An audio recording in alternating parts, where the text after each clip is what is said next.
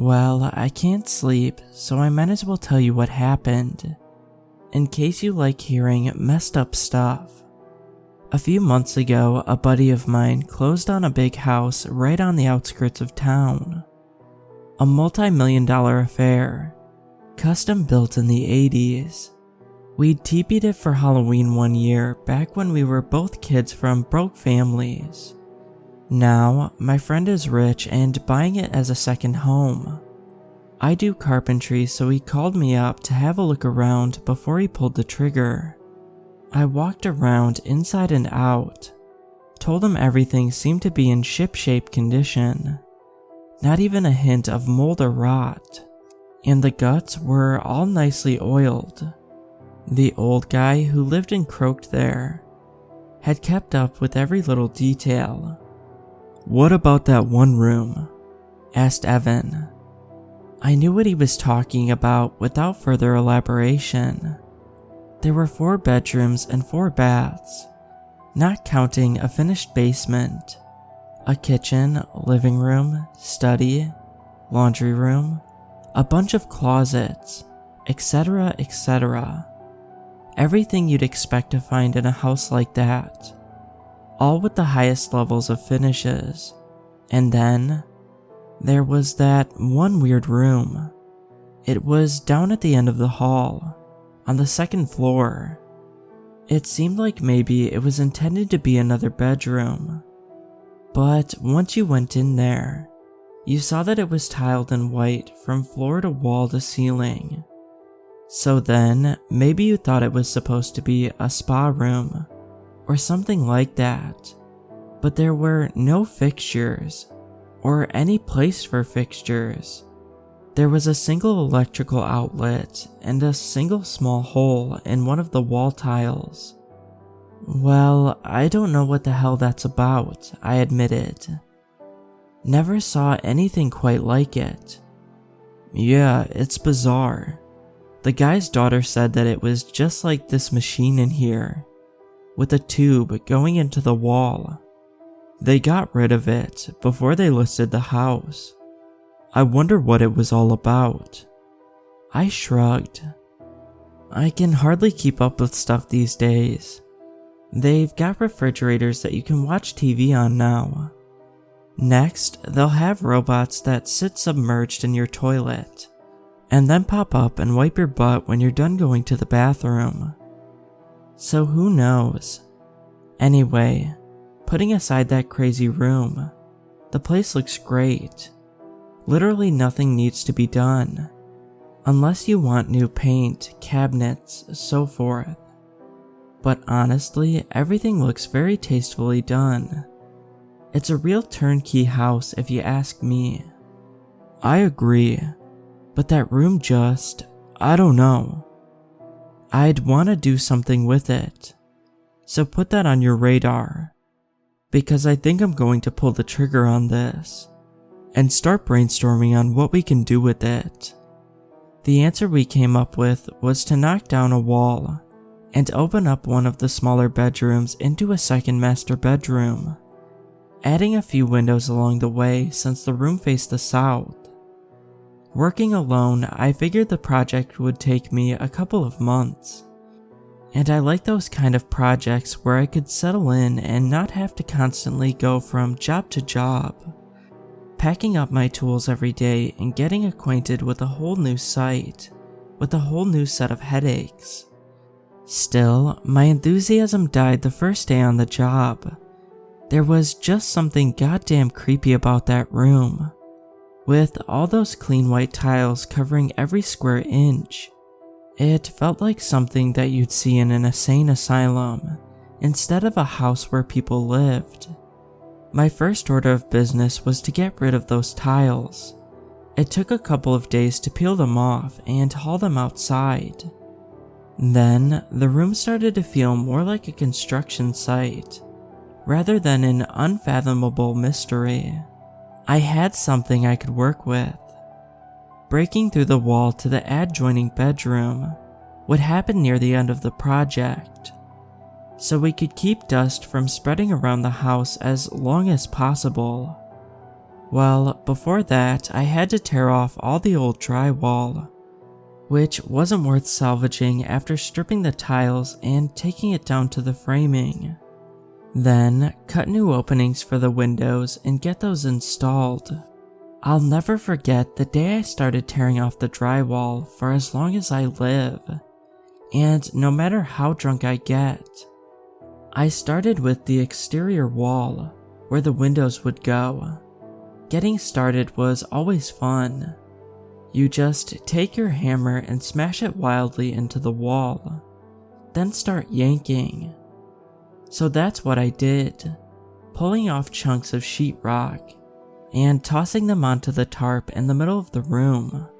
I saw right away that the house was well insulated, spray foam. That would make it a bit of a hassle adding outlets and whatnot, but it would save my buddy a hell of a lot in heating and cooling bills. Not that he was in rough shape financially. I guess I just got satisfaction from seeing a tight, well-built house. It was right around the middle of that exterior wall, behind the drywall, where I found the first indication of that room's previous purpose. There was a small tube there pressed against the insulation, running up towards the ceiling. It was a clear tube but stained dark inside. What the hell is that? I wondered. I'd never encountered anything quite like it. It looked like maybe somebody had been running motor oil through it, or something like that. I didn't know. I figured the best way to get answers was to keep tearing the room apart. Soon, I found a second tube. This one didn't have the brown coloring, but it did have a few droplets of clear liquid beaded up along its length. I knew without a doubt that I was going to find something terrible. I don't know how to explain it other than pure animal instinct, but I had to know what it was. I ripped off another chunk of the wall. There, less than a foot away from my face, were 20 human toes, complete with long, gnarly yellow toenails. They were half buried in insulation, sort of poking out. I backed up and probably said something like, "Jesus Christ, Jesus Christ," without realizing I had reached for it. I had my phone in my hand to call the police, but then I hesitated. For some unspeakably stupid reason, I hesitated. I guess it was as simple as morbid curiosity. If I didn't peel back that wall myself, then I might never know what was really back there. It was a human body, obviously, but whose? And what were those tubes? If I handed it over to the cops, I'd be shut out of there while they did their work. They would take off the rest of the wall.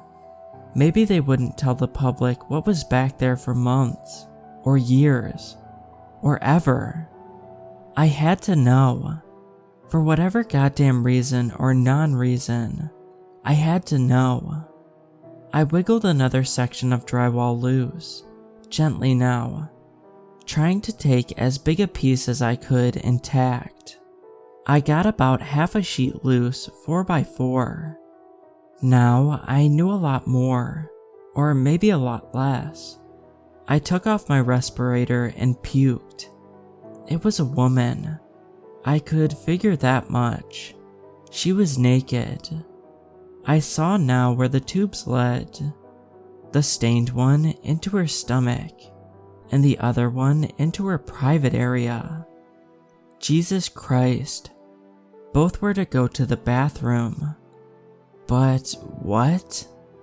I had my phone in my hand again. Then I dropped it, because I was shaking so bad. The tubes, there were beads of water still in one of them, which means she's alive, or was recently. I forgot the phone and frantically tore away the rest of the wall. It came apart in a mess of dust and small chunks, because I was in a frenzy. Finally, I made it up to her head. She had another tube stuck in her mouth, leading up to the roof. Her flesh was sagging off her face, like it was sagging everywhere else, as if in a slow and desperate attempt to escape this world. Her eyes were wide open and milky white. She's dead, I thought. Then she blinked. And that, friends, is when I called the police and they took over. If you're wondering who the hell that woman was, and why she was in the wall, join the club. I'll tell you the rest of what I know, or at least what I think, for whatever good that'll do. First, the nitty-gritty. I think that woman was kept behind that wall for a long time. The tubes to carry her waste away probably ran down and joined the main sewer line. The tubes leading outside. I figured this out by having a look around the house while the police were busy inside. Hooked up to the gutter system, she drank when it rained. My best guess is that she was fed through that machine that the previous owner's daughter had removed. It must have ground up food and shot it through the tube going from the room into the wall, or something like that.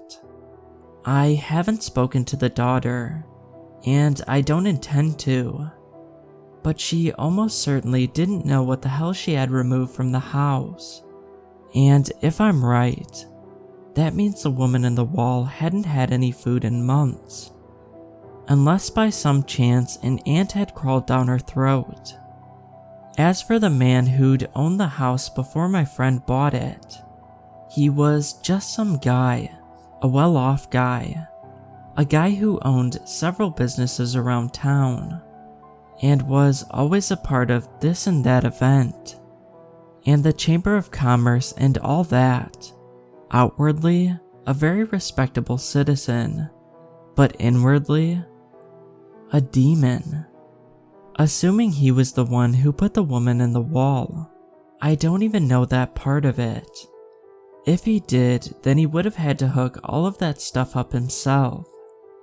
He would have at least had to put up the drywall, if not the tile. Plus, the woman was half encased in spray foam insulation, which isn't usually a DIY project. But I suppose if you're going to be evil and crazy enough to do something like that in the first place, a few days worth of manual labor is the price you pay, even if you're rich. Anyway, he had to at least know about it. Again, assuming I'm right about the machine, somebody had to keep feeding that woman, and it was his house. I don't know. I've been drinking and my mind is starting to creep down all these alleyways. Starting to? Hell, I haven't stopped. It was a week ago that I found the woman, and I guess I must have slept at some point since then. I just don't remember it. And now you have it too. I guess the only thing to say at this point is, if you're able to wake up each morning and not find yourself literally trapped inside a wall with tubes coming in and out of you, then consider yourself lucky. That's the thing I'm telling myself anyway. Thanks for listening.